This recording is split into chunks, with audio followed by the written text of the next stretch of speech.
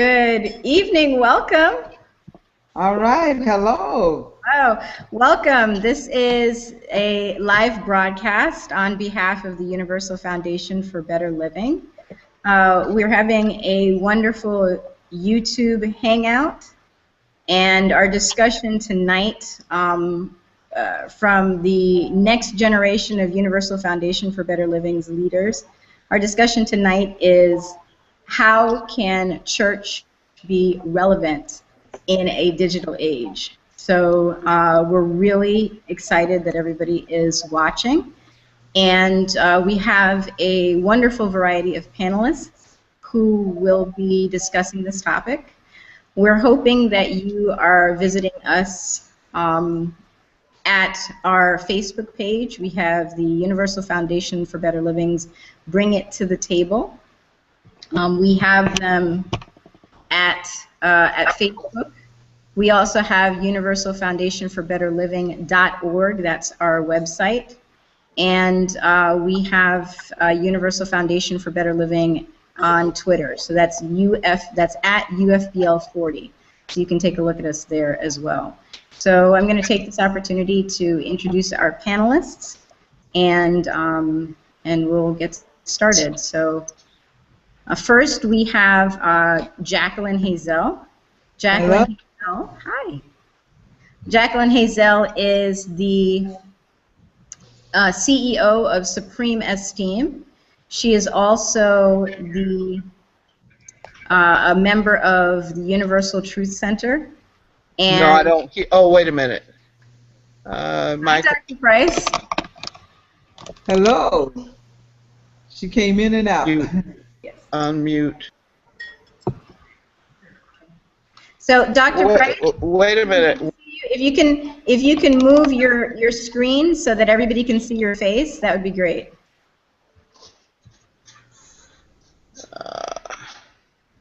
Okay. So we have Jacqueline Hazel. Like I said, she's the CEO of Supreme Esteem. She's a member of the Universal Truth Center for Better Living. We also have Dr. Anna Price, who just joined us. She is the Provost of the Johnnie Colemon Theological Seminary. And she's also a member of Universal Truth Center for Better Living. She is also a minister. We have Joshua Lee. How are you? I'm well, thank you. Wonderful. He's a member of the One God, One Thought ministry up in Baltimore. We have the Reverend Sherry, and she is the assistant minister at Understanding Principles Church in California, where the Reverend Della Reese-Lett is the senior minister. And you can find her at revsherry.com. Is that correct? That is correct. Hey, everybody. Glad to be on the panel. Okay, wonderful. And we have we have Dana Adams. She is a member of Christ Universal Temple in Chicago, Illinois. One of the founding churches, actually the founding church of the Universal Foundation for Better Living. You're going in and out. The sound is not consistent. Okay, thank you. All right, let me get closer to my... Okay. So we're really happy to have everyone here today. So we're hoping that you're watching. And my name, just one second here. See if we can get Google to feel a little bit better about this connection. Okay. I didn't even hear the last sentences that you mentioned. Okay. You're coming in and out, so. Okay. Jackie, that may be your connection because I hear her correctly. Okay. But we should not mention that. Oh. How do I fix it? So for those of you who are watching, technology and communicating across the nation using YouTube is something that we are hoping to continue doing. Making church relevant involves reaching people just where they are. And we know that technology is where everyone is. So our hope today is that when we have this conversation, that you are engaged and you are excited about bringing church into the 21st century. Okay, so, and my name is Nerissa Street, and I am the CEO of Be Your Own Answer. I am a member of the Universal Truth Center, which is located in Miami, Florida. So we're hoping that you join us and comment. There's ways for you to comment. You can comment at beyourownAnswer.wordpress.com/video-broadcasts. You can also comment on the UFBL Bring It to the Table Facebook page. We definitely want you to be engaged, and we want your opinion. So please connect with us and talk to us so that we can reach out to you. And so we're going to go ahead and get started. Okay, do we have everyone? Dr. Price, can you move the screen of your laptop down a little bit so that we can see your face? Okay, I think she's talking to Mitchell. So if you can help her so that we can see her face, that would be great. Okay, so Jacqueline, you can see us? I can see you. I'm not hearing everything. I can see you. Okay, so what I'll do, just to make sure that you can hear everything, we're going to ask some questions, and just go by the questions that we had via email. Okay? Okay. Okay, great. So the first question, and I'm going to ask it of everyone on the panel. Hopefully you'll be able to hear us. And the first question that we have is, what are some untapped ways that we can be serving the people? So anyone who wants to jump into that.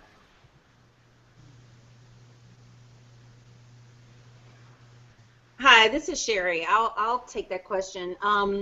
One of the things that that we do at our church is that we do teleclasses, and it's actually one of the things that we're going to be talking about at Panorama of Truth. We offer these. I'm in the middle actually of a 21-day forgiveness challenge, and we're using Reverend Mary's "Before You Pray, Forgive," and that text just lends itself to a 21-day challenge, and literally we take section by section, and the class is only a half hour in the mornings from 7 to 7:30. And what's interesting, I don't know if I could have predicted this in the process, but what's interesting is just how I don't know if the word is addictive, but that it's such a compelling experience, because I think that one, it helps people establish a daily spiritual discipline, and two, it gives them the benefit of daily corporate worship, but from the convenience of wherever they are in their lives, meaning they could be at home, they could be on the road, they could be in the grocery store, whatever, but they can participate in the conference call at any level, and it's super effective. It's one of the favorite things that people enjoy, and it has helped us extend our borders beyond just Los Angeles.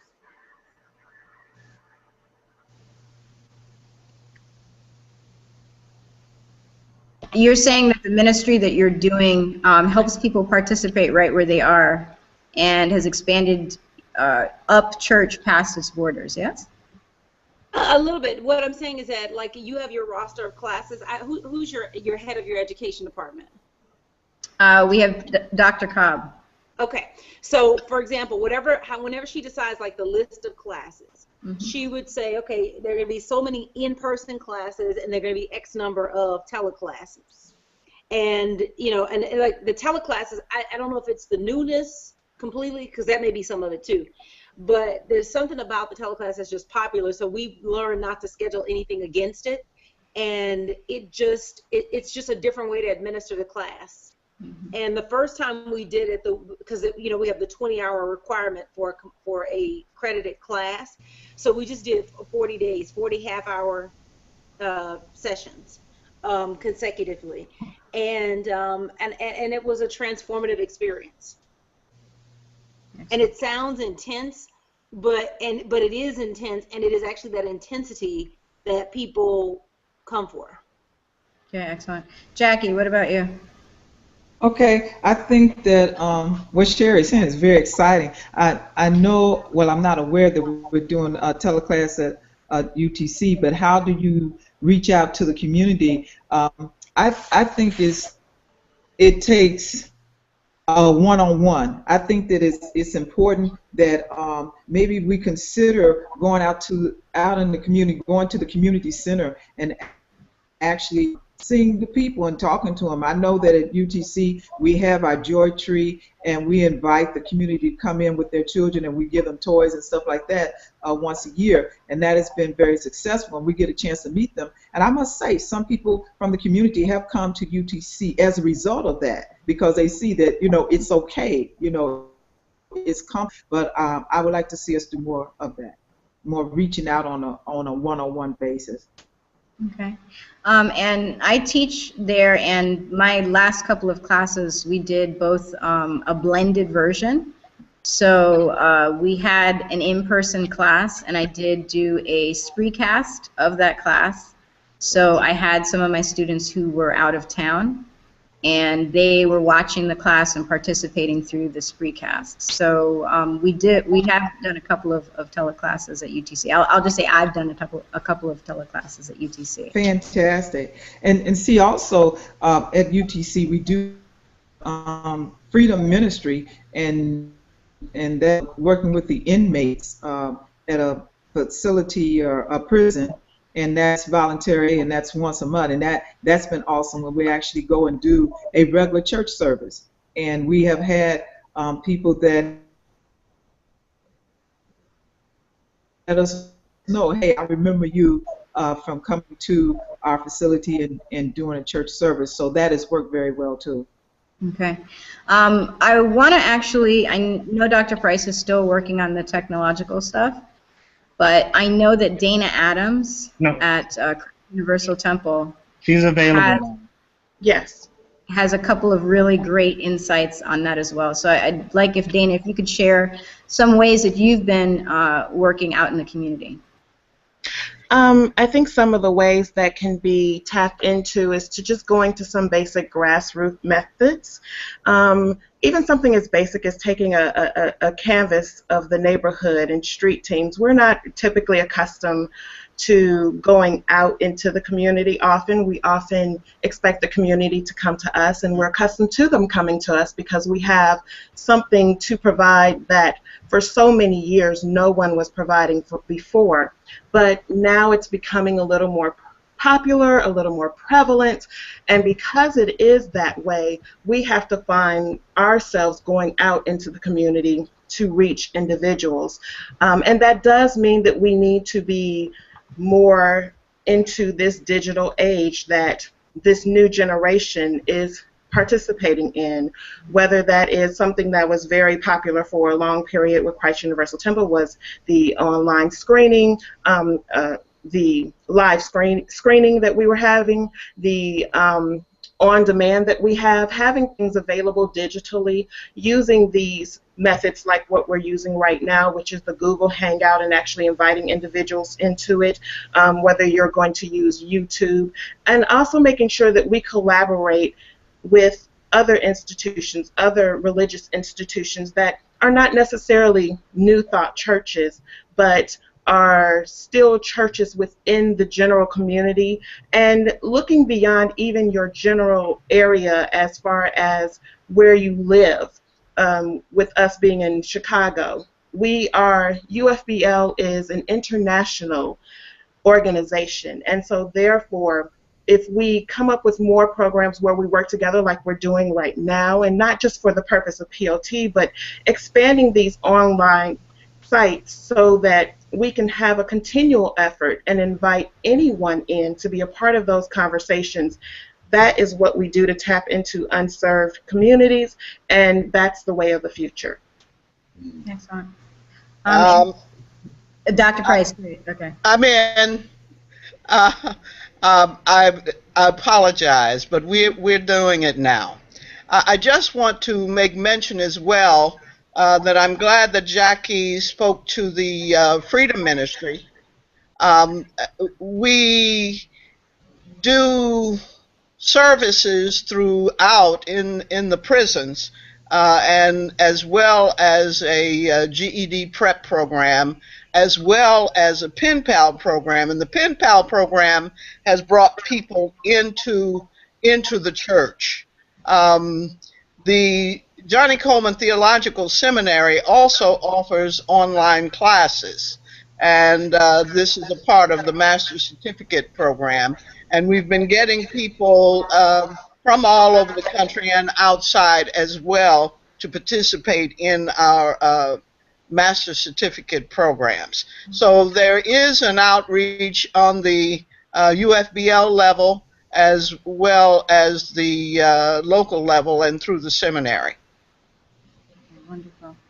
So one of the things that Dana touched on, which I thought was very interesting, she talked about collaborating with organizations and ministries outside of the church. And if we're talking specifically about how can we serve, and remain relevant in the digital age, there are people who are being pulled outside of Sunday. So Monday through Saturday, there is something that's drawing their attention. And so I'd like maybe if someone could speak to the potential of a church, whether it's UFBL or any other organization that is spiritual in nature, collaborating with organizations outside, and how we might do that. Is that mission driven? Is that audience driven? What are your thoughts on that? When you say collaborating with organizations outside, you mean other churches? No, not just churches. Not-for-profit groups? Anything. Universities, that kind of thing? Yeah, sure, anything. And collaborating to do what? Well, our conversation is remaining relevant. So the collaboration, I would say, is not, and I think I want to speak to this directly for our organization. Our collaborations, or the potential that we have for collaborations, wouldn't just be about bringing people into the church, but it's about serving those people and serving them in accordance with our mission. So, we're not going to be collaborating with an organization that's counter mission. So how do we begin to enact this process so that we can reach people where they are? Our message is too good for it to remain within the walls. There is, and I believe this organization is national. We have an organization that's called People Acting for Community Together, which is a collaboration of 39 churches, I think 3 or 4 not-for-profit groups, and some universities. And the objective is to effect policy throughout the state of Florida, as well as on the county and city levels and at the state level. One of the initiatives, for example, has been to deal with outdoor suspension in the public schools for minors. I don't know if that's the kind of thing you're talking about, but what it has done is it has this show of force, so to speak, has really had some significant impactful influences on policy in our particular state and in our communities. Is that the kind of thing you're talking about? Because that's the empowerment message. I'm not sure. I think so, and I think also I think what you're doing is right on target.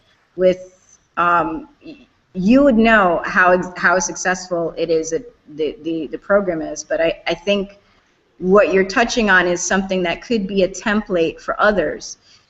You have a target. That target has reached into the prisons. and there is a ministry that's serving those people in the prison. Each one of our ministries, whether it's in Baltimore or Chicago or California or New York, each one of our ministries could potentially reach into a community, whether that community is in prison, maybe that community is young professionals, maybe that community is parents, maybe it's something else that we haven't even thought of.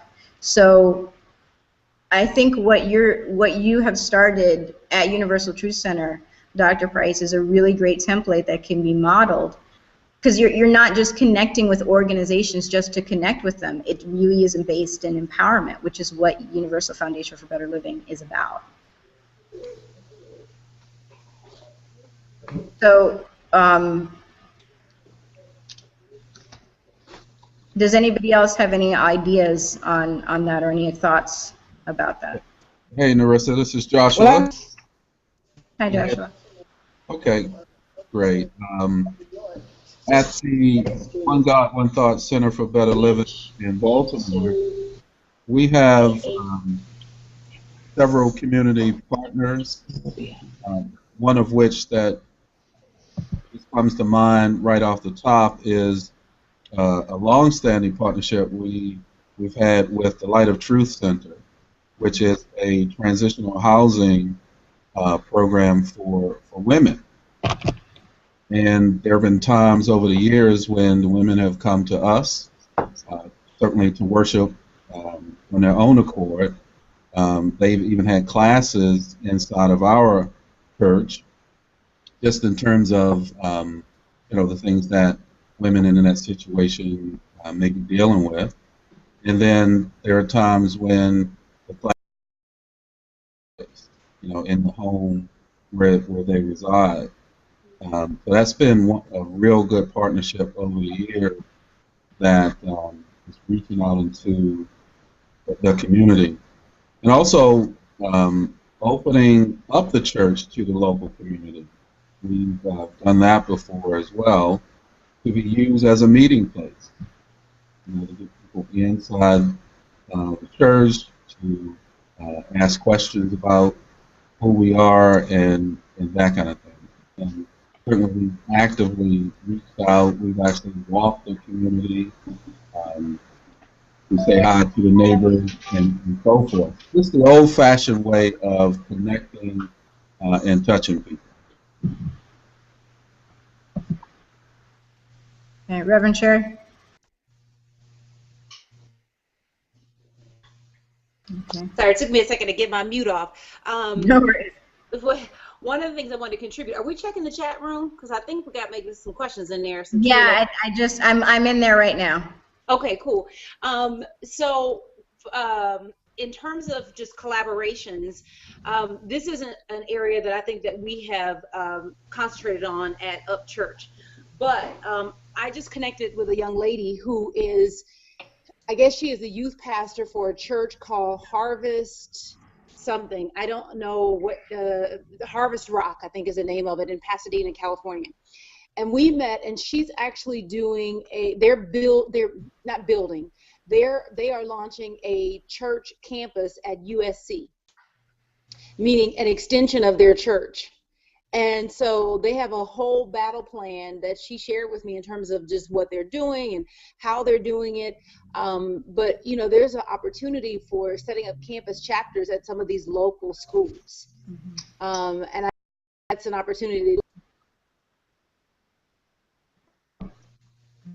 Okay, excellent.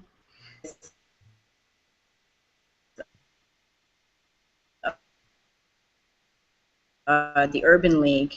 And one of the chapters that they have is a young professionals chapter. And their young professionals are so engaged and so willing to be the arms and legs of the organization. And what the Urban League provides to the young professionals in return is mentorship and education to help them get to the places that they want to be. So I think that's also, just like you're talking about, schools, those are the places where people are already looking to be empowered.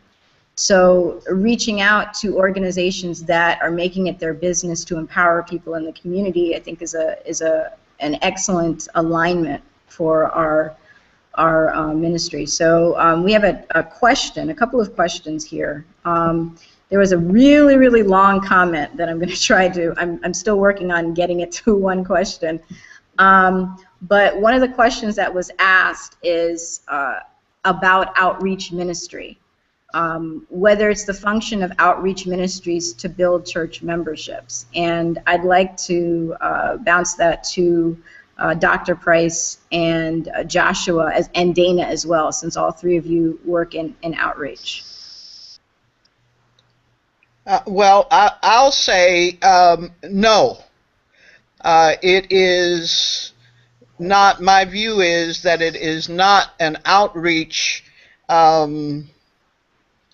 purpose to build the church. However, the church does get built through outreach.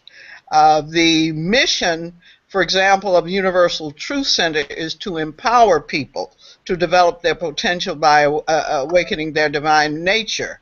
So we go out, when you do outreach, you do reach out to people, and this is to effect change in your community, as I said, either through mercy ministry or through justice ministry. But the church can be built with people being drawn into the church through the outreach.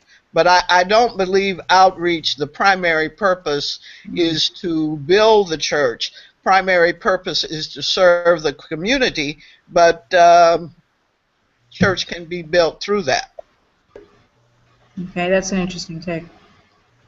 I would agree with that. I would completely agree with that, because in order to have an effective outreach ministry, you have to know what people in the community are in need of.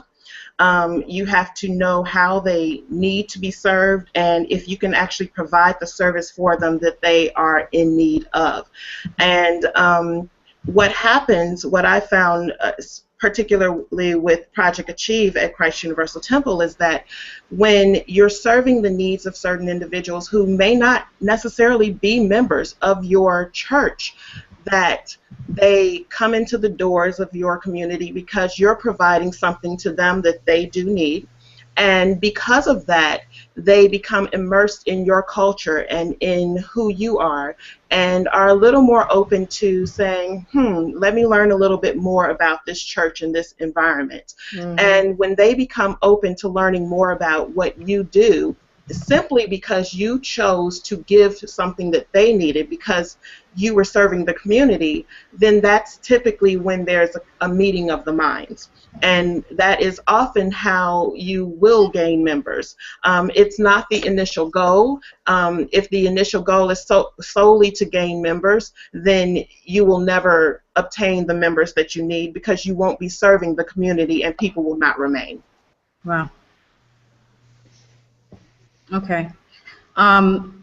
So who else is that? Is that Jacqueline? Okay. So I like one of the things that you touched about really just being connected and serving in the community. One of the things that was brought up, or one of the questions that people have, is when you are serving the community in this capacity, you're going to start attracting new groups of people. And so being a ministry, you're not just attracting new groups of people just to keep them. You're attracting new groups of people who have new needs of ministry. So how do we balance the fact that we have the committed members, the people who have been in the ministry and part of your congregation for years, who have one set of needs, and then the new group of people that you're attracting through outreach, they have a different set of needs. So how do we serve both one group of people, the new group of people, without neglecting the committed members?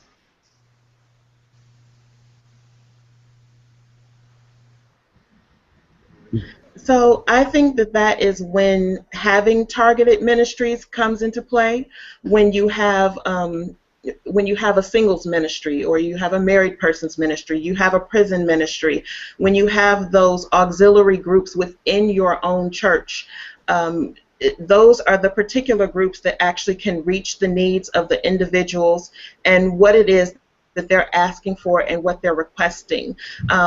And at the same, because our general purpose to teach people to live better lives, our general purpose to teach the principles of Jesus Christ are still in place. It's just that there has to be a person who can gear a curriculum, or who can lead the group, who can teach where these groups of individuals need to be taught, using that underlying basis. But it would be within various auxiliary groups that you have, various ministries. This is Anna Price. I think it's also important to assess the needs as the people identify their needs, those who are new, and then you can fashion whatever. Generally, we're talking about people wanting healthy relationships, having issues as it relates to finances, career, health. Those are foundational. The degree and where they are in those needs can be assessed and provided for at different levels, but I believe foundationally the issues are the same. Mm-hmm.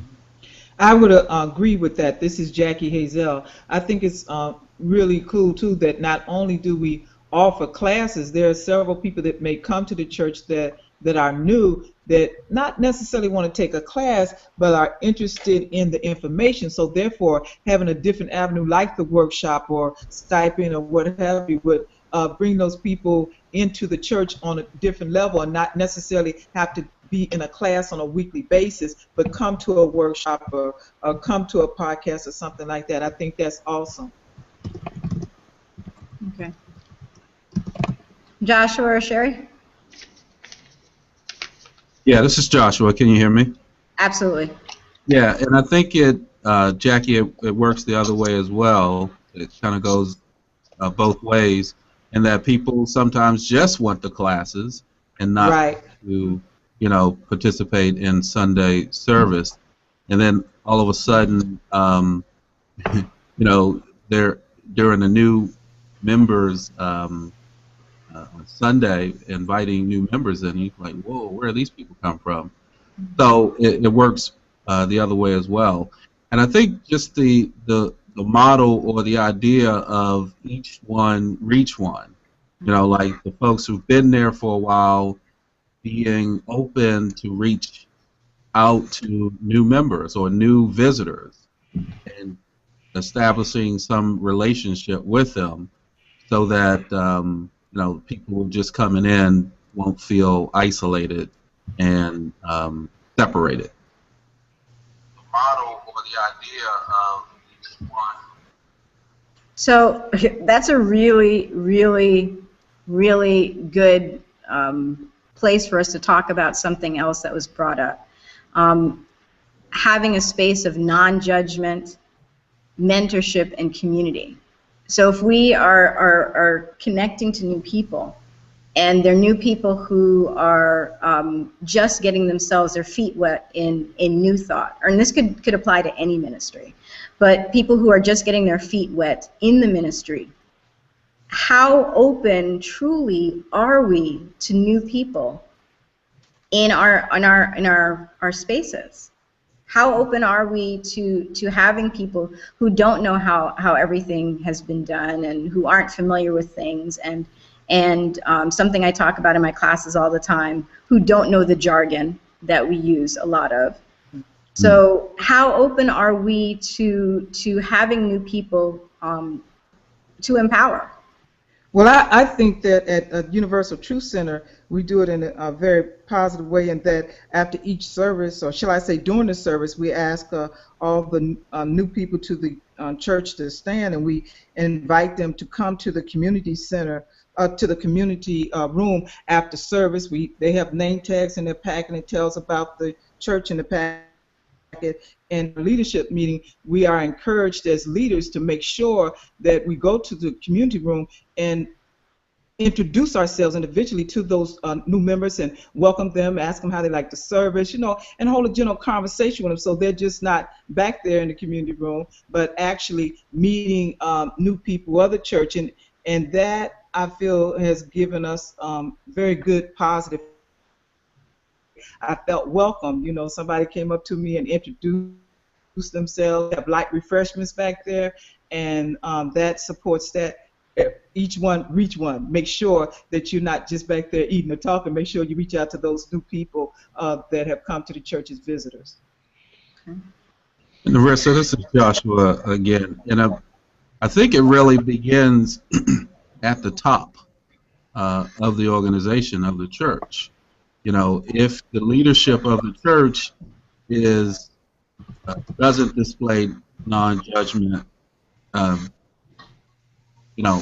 behaviors and thought in their action, you know, no one will be willing to invite their friends and family to the church. So we, as leaders of the church, have to be non-judgmental. We have to be open and accepting of each other's humanity at every level. Definitely. Yeah, with that, when you were asking how open are we with a new person coming in, my question was, how open are we ourselves to the idea of change? Because, you know, change can be very uncomfortable for people. Right. It is true that a new person coming in may not know our way of thinking and our way of doing things, but that does not necessarily mean that they can't present or provide something to us that could actually be beneficial to us that we weren't able to see before because we had a particular way that we did something. And so we have to be open to the idea of change. And if we're open to that, that opens our hearts to letting individuals in who are new and to opening up to them and actually guiding them along. It also keeps us from feeling so threatened when they come and they provide some different ideas to us that we have not thought of before. Perhaps we need to create ceremonies or even have classes, just basic general classes where we teach about mentorship within groups or within ministries for those individuals who have taken on leadership roles for many years, because I don't know how your churches function, but in our church, there are people who have been serving in their positions for many, many, many years, and it becomes a difficult thing to let go at certain times when there are new individuals available to come in. And so maybe we need to teach each other how to let go and how to be mentors to others, because at some point, those new individuals do need us to mentor them. Wow. You know, I want to touch on that because that's an area that I am interested in experimenting in as a future senior minister, which is, you know, how long should, can you not hear me? You're fine now. Continue. Okay. Is, you know, how long someone is actually allowed to serve in a role.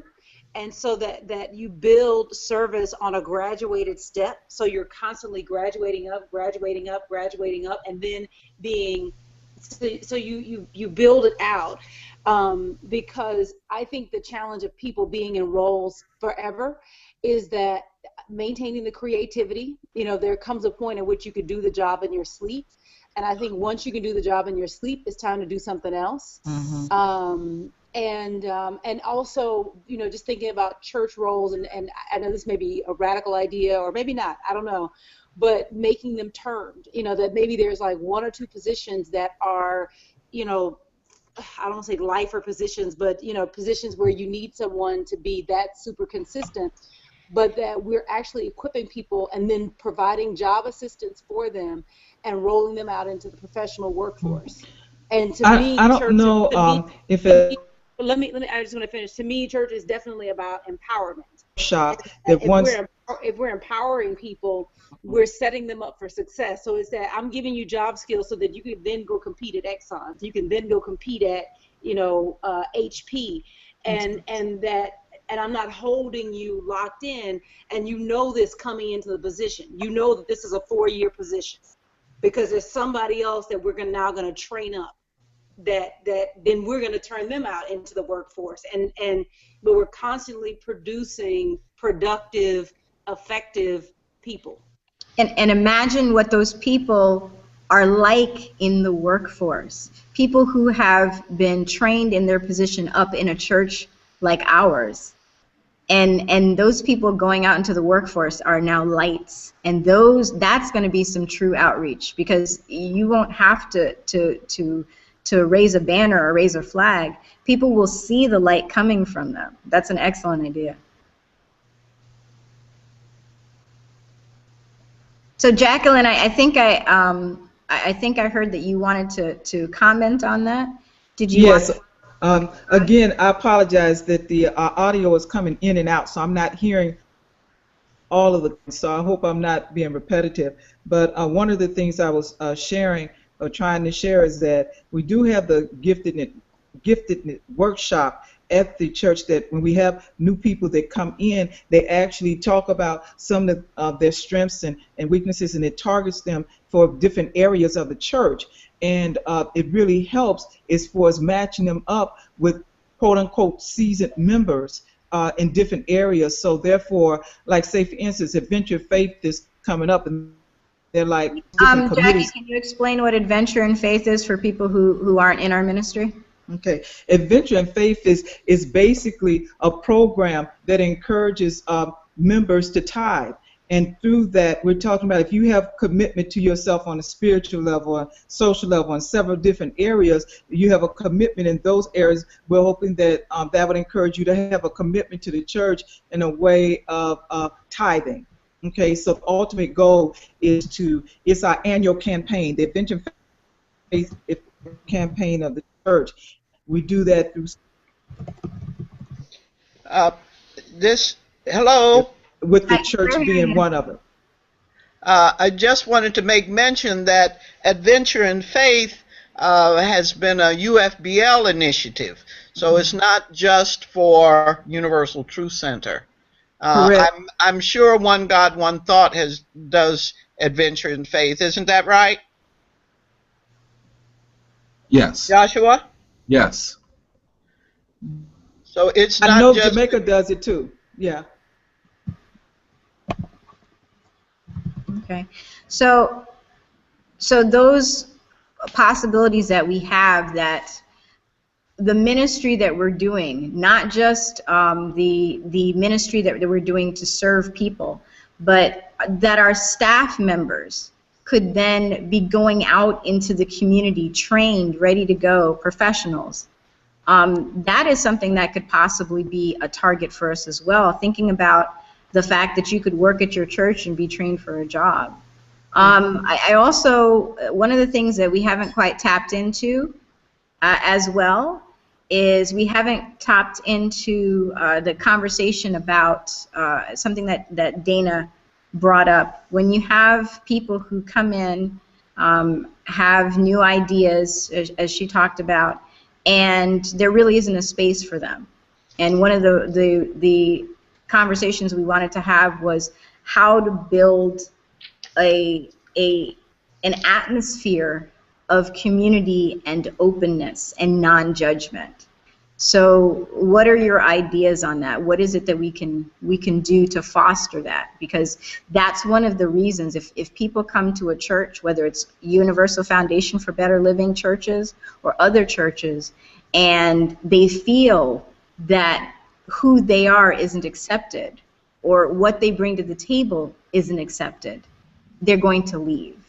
So what can we do at our centers? What can churches do, period, to remain open and allow people to see that there is a space for them in that ministry? I would love each one of the panelists to speak into that. Sherry, did you want to start us off?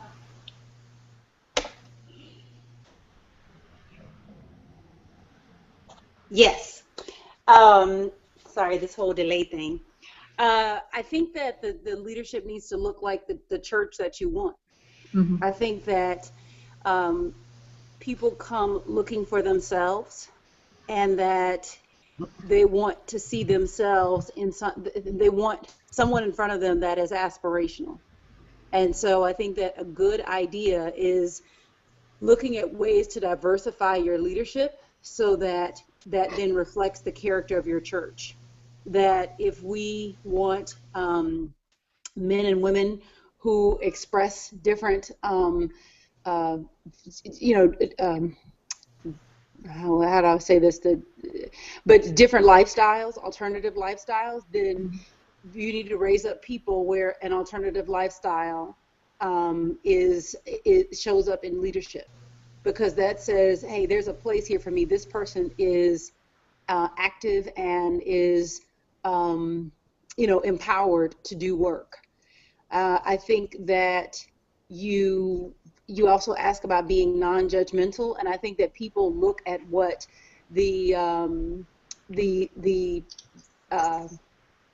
see how the senior minister behaves, and then they take their cues from that. We have always had a very mixed population in terms of sexual orientation, but not necessarily in terms of transgender. And that's something that just forward, we have to think about, because if this is a space where everybody is permitted and everybody is allowed and affirmed, then there has to be a space for people who come expressing the way that they do, can find a home. And I think the first way that happens is that they see someone that looks like them. And I'll give this work example. The job that I no longer work at, I'm full-time entrepreneur. I had a transgender person who was on my team of callers. Wow. And then there was another transgender person who started working at the firm. And I noticed that this other transgender person who had just gotten comfortable being out as transgender would often frequent the floor where I worked, because there was somebody that looked like them. It was like, there's somebody that knows my story, somebody that understands what I'm going through, and so they weren't senior enough to enter my department yet, but they were consistently applying, because it's like, okay, here's an environment where I'm welcome, and because there's somebody else that looks like me. Absolutely. Joshua. As the question, how do we keep good people from leaving the church, or how do we foster the kind of environment that has people come and want to stay? Is that the question? That's the question. Yeah, so I always go back to the leadership, and as Reverend Sherry said, it starts with the people who are leading the congregation or the organization, and how we know people are going to leave, right, when there's some upset where there is the minister should have done this or should not have said that. But really being open in allowing people to express themselves openly. We have a town hall meeting at least once a quarter, where people are able to share openly about what's going on, what's their experience. We've had surveys to, for people to complete, and we just want the feedback, ongoing feedback, where we will respond and not have things linger and get unaddressed, and we have to be open to that. People have to feel that, not just a clean physical environment, but is it warm and inviting and affirming? All those things, I think, work to keep people to stay in there. Okay, Dana? Go ahead, Dr. Price. I was just going to say, as our teaching says that we are spiritual beings. And I agree with Sherry and Joshua. It has to come from the top. And that has to be stressed. We are not who we see, although we're in a body, but the truth of our being is that we are spiritual. So there is no judgment in your spiritual identity. And as we promote that and are accepting of people and to behold the Christ in them, do we mean that, or are we not meaning that? I think it's a time for us to walk our talk. I like the idea of having the town meeting where people express themselves and their experiences in the church. I think that's absolutely phenomenal, and something maybe that we should all do. So if the top is open and receptive and non-judgmental, that's where leadership comes from. Then the rest of the church has to, if you are going to continue with that church, you have to catch hold of that vision. Right. Okay. Within it's time then for us as leaders then to be open to maybe a workshop or seminar as far as being non-judgmental. We say it, but are we actually doing it? And I think that would be helpful. Have a workshop or a seminar for the leadership. Say, look, this is the topic of today. It is about being non-judgmental, and this is specifically what we're talking about. And these are some of the things that we need to address and have an open conversation with the leadership and themselves. So therefore, when we reach out to those that don't look like us or are not acting like us, we're coming from a pure stance as opposed to being phony about it. We need to be honest, to our own self be true. And the thing also, I think a lot of people don't understand that they're walking with a certain bias or certain cultural something that may be coming across as judgmental, and they don't know it. So I think Right. what you're talking about the town halls, people reflecting to each other what their experiences are, that is also something that makes people say that even if I don't see myself here, maybe I can be the one to attract more of me, because they're making a space for me. So I think that's a great idea. Jack, if you'd mute yourself, and then Dana, if you could speak to that as well, that would be great. Can I jump here for a second? That's okay? Oh, sure. Okay, and forgive me, Dana, I was trying to get in. The thing that I just wanted to offer about this is that there are two levels of this. There's the level of it at the level of the leadership, like lay leadership in the church, and then there's the plan. I think Jackie was asking the question, how do we do that? How do we make sure that we're doing that? And I think as a senior pastor, that I and other senior pastors have to build in practices. So who do you let people see and you go to lunch with? When you put together events, when you assemble committees, who do you bring into those committees? In those meetings, when someone presents an idea that may not be kosher or may not make any sense to you, how do you respond to that idea? But then I think also there has to be built into the practice of it. And then I think you can have those sessions at kind of the lay level of leadership, and they will land somewhere. But the practice of it has got to be in your, not just your behavior, but let's say this, you've got to constantly be listening and talking to your people.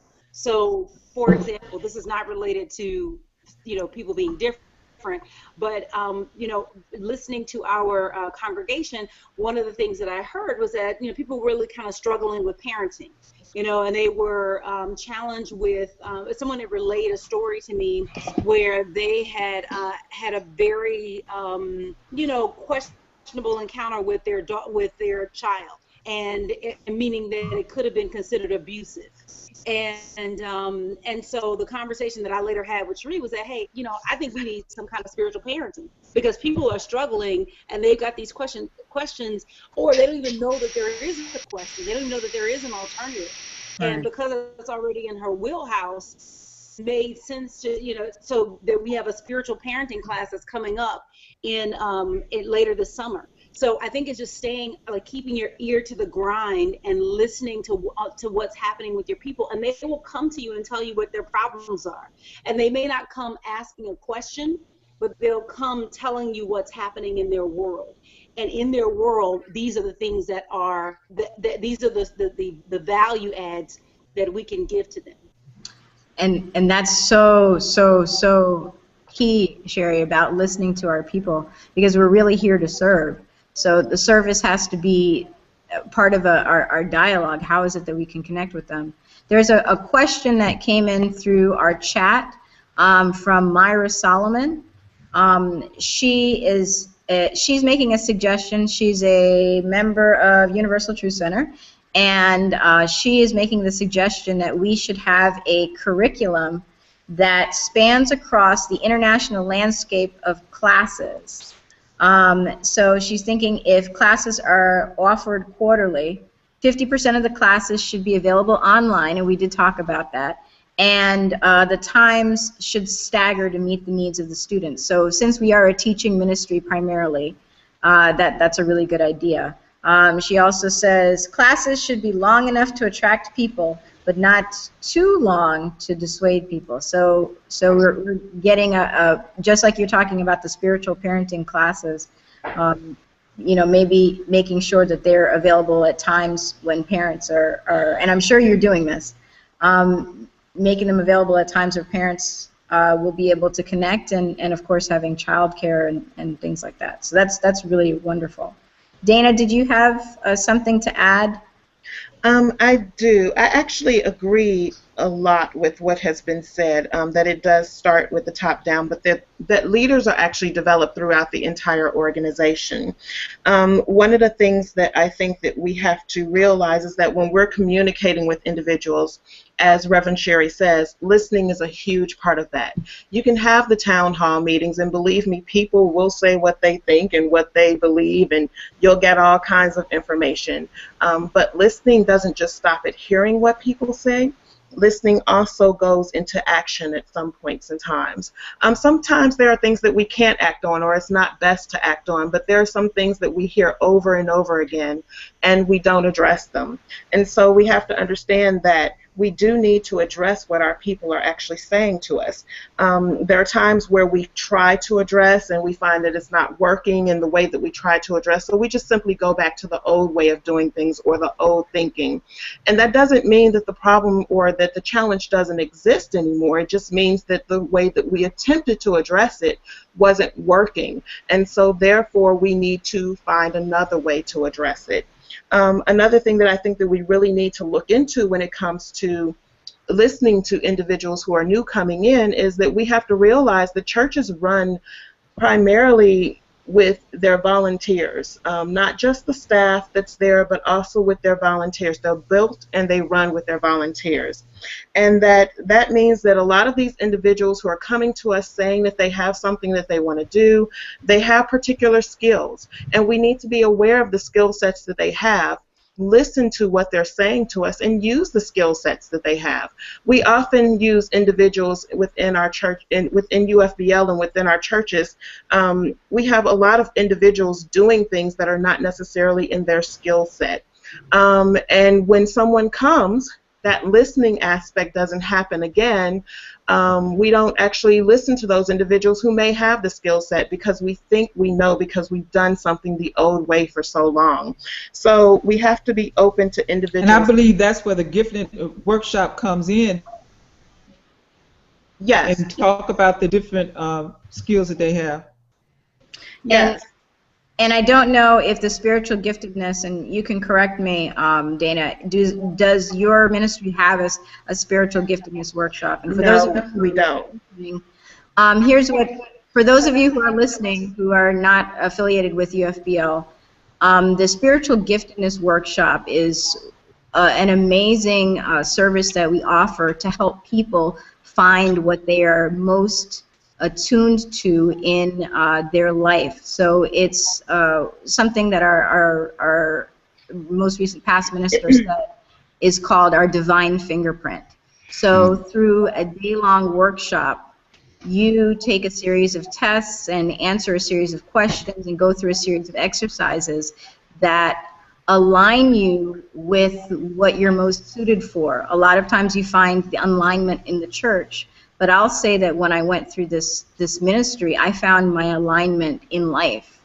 So that is also something that is very unique to our ministry, that we're empowering people to not just have better spiritual lives, but have better professional lives as well.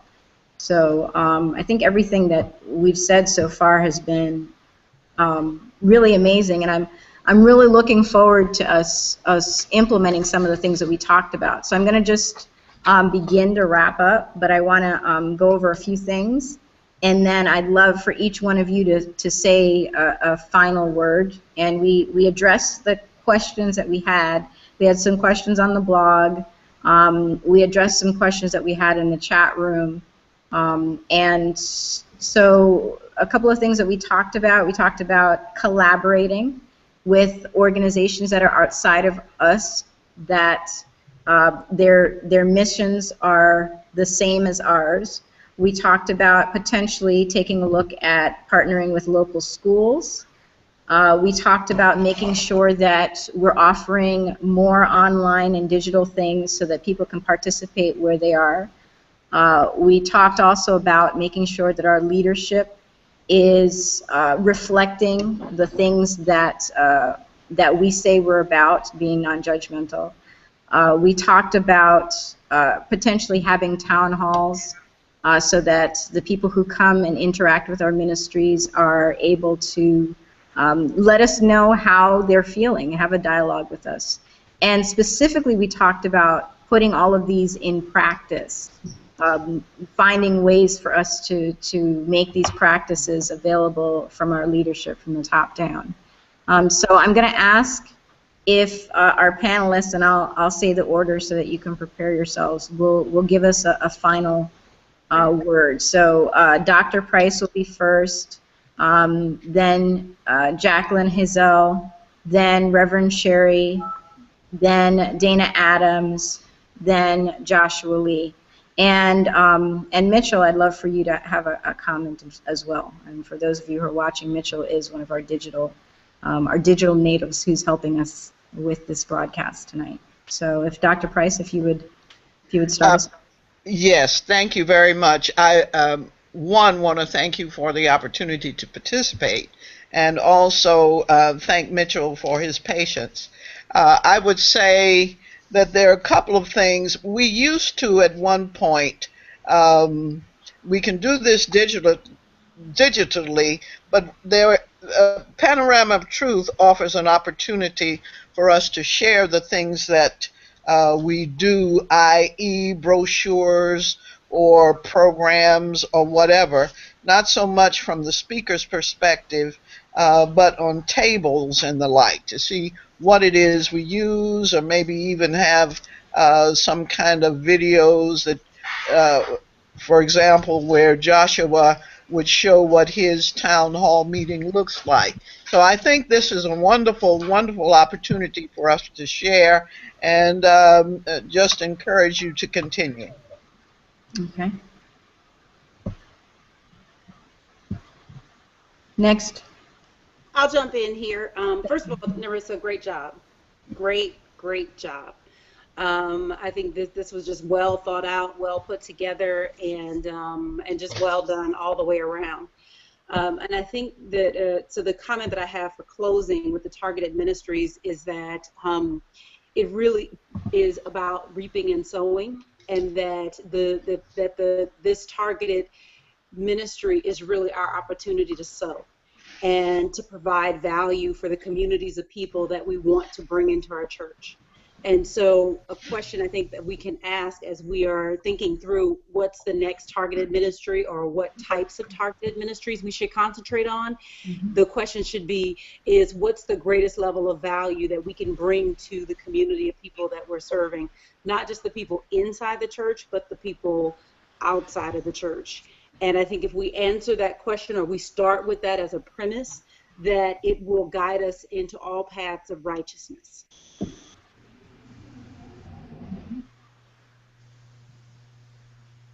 Jacqueline?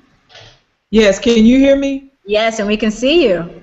Okay, good. Okay, because I can't, I don't know what happened, but anyway, I'm on a different page. What was the question? What was the last statement? I didn't hear any of that. Sure. No, that's okay. The thing was, I wanted you to leave us with a closing thought. What? A closing thought. Okay. A closing thought. I'm going to have Dana answer, and then you'll hear a closing thought. Okay. Okay, Dana, go ahead. Okay. You know, UFBL is an amazing organization, and we provide something that is just a rare jewel.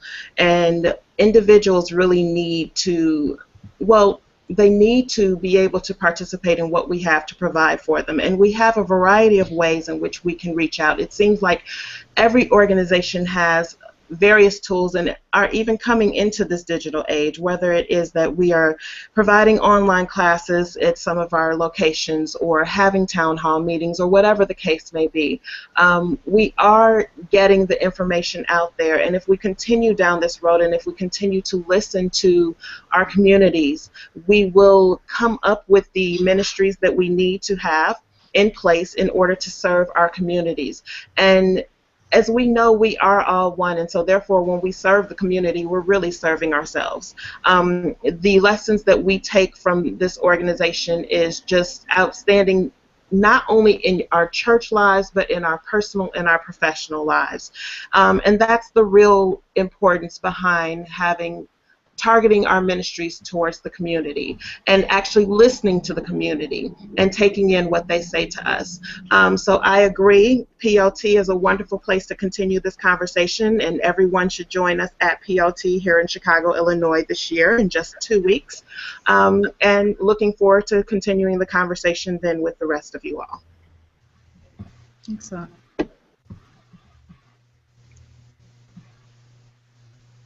Okay. Jacqueline, did you hear the question? Yes, I did. Okay. My closing comments. I think it's.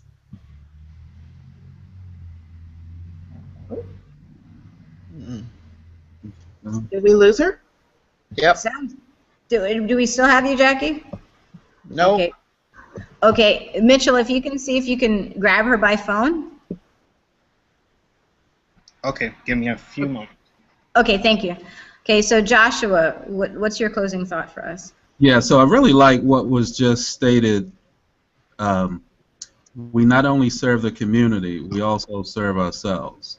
And I'll add to that, the people who show up to our churches and centers are a reflection of our consciousness.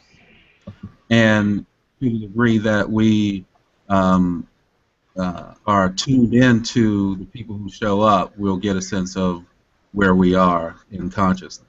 And I just want to add in closing that we will continue this conversation and the other conversations related to the Universal Foundation for Better Living on Thursday the 24th at Panorama of Truth this year, 11 a.m. Like for people to be there and really show out and show up and show out. We have space for all voices, and thank you for this opportunity. Before I get cut off again, I think you guys can hear me. I just want to say, oh my goodness, I just want to say it's been an awesome opportunity to talk about how we can get more people into the church and with UFBL and throughout our churches and communities, and I'm looking forward to POT, and I'm looking forward to everybody being a part of it. So again, thank you, and have a good evening. Absolutely. Okay, well, I am very honored that the Universal Foundation for Better Living asked me to facilitate this this talk. I am someone who was reached out to, and I'm very glad that there was a space for me in the ministry. I'm a young professional. I'm someone who loves to serve in the community, so I serve youth, and I serve artists, and I serve people who want to serve in politics. So the fact that there was a space for me in the ministry is wonderful. And so I'm very, very glad that the Universal Foundation for Better Living is looking to transform their targeted ministries into empowerment centers. So I'm glad that each one of us had an opportunity to shift the focus from targeting people, from making them targets and audiences, to making this about dialoguing with the people that we hope to serve. So visit us at Universal Foundation for Better Living. Their website is www.ufbl.org. Panorama of Truth is July 23rd through the 27th, 2014 in Chicago, Illinois. We're celebrating our 40th anniversary. And each one of us is available. We had Dr. Anna Price, we had Dana Adams, Joshua Lee, Jacqueline Hazel, and you can find her at www.supremeesteem.com. We had Reverend Sherry James, who's out at Understanding Principles, and you can find her at www.revsherry.com. And I was Nerissa Street, and you can find me at www.nerissastreet.com. You're not were. Always. I was Nerissa Street. Now I'm a child of God. Yes, so thank you so much, everyone. We look forward to more conversation. Wait. Oh my goodness, more stuff. Wait. Okay, I just want to make sure that we know we'll be back next week, Tuesday, July 15th. At 6 o'clock Pacific, 8 o'clock Central, 9 o'clock Eastern, and the conversation will be, what is transformational leadership? Tuesday, July 15th. So look on the Facebook page for more information. Absolutely. And again, visit the website at www.ufbl.org to find out more about the ministries and find out how you can get involved. And we hope that you were able to find some inspiration tonight. So that's it. My name is Nerissa Street. Have a good night.